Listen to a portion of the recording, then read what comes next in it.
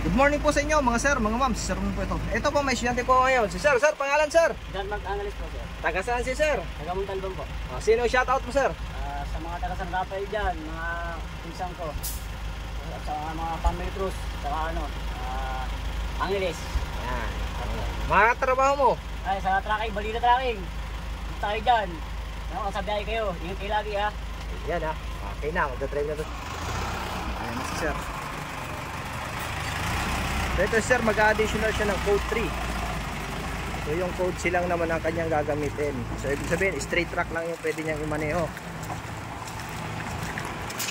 So yung mga gusto dyan mag-code 3 at mag-code 8, mag-PM lang mga sir. PDC certificate po yung requirements kasi ni LTO para makapag-additional code tayo. Wala pong iba. So shoutout dyan sa aking mga estudyante at followers. Maraming salamat po sa inyo sa patuloy niyong pagsuporta.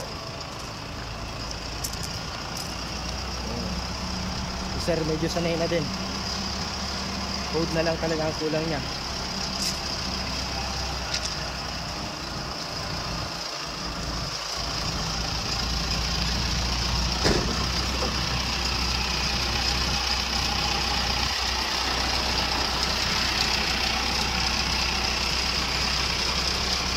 So yung mga gusto mag code 3 at code 8, sa code 3 po dapat may 4 na taon kayong professional na license.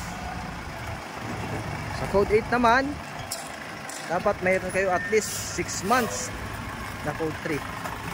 So pag non-pro hindi pwede. Hindi pwede mag code 3.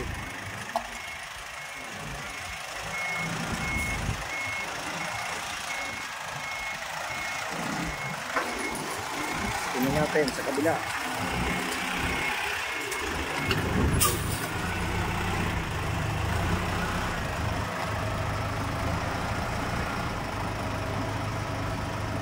Up, break. Oh, abante.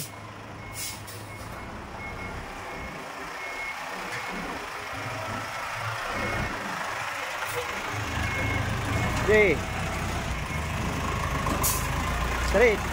Then si sir, oh. Go 310.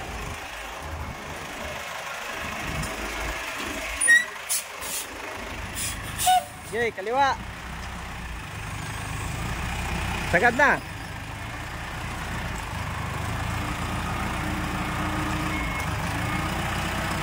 Up, straight.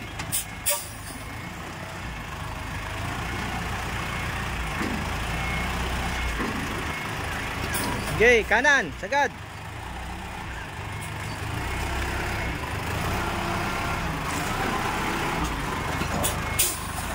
Up, kaliwa, abante. Okay. Yan, up, brake, neutral. Yan, okay. Yan po, yung mga gusto mga additional code 3 at code 8, PM na po. Maraming salamat po and God bless.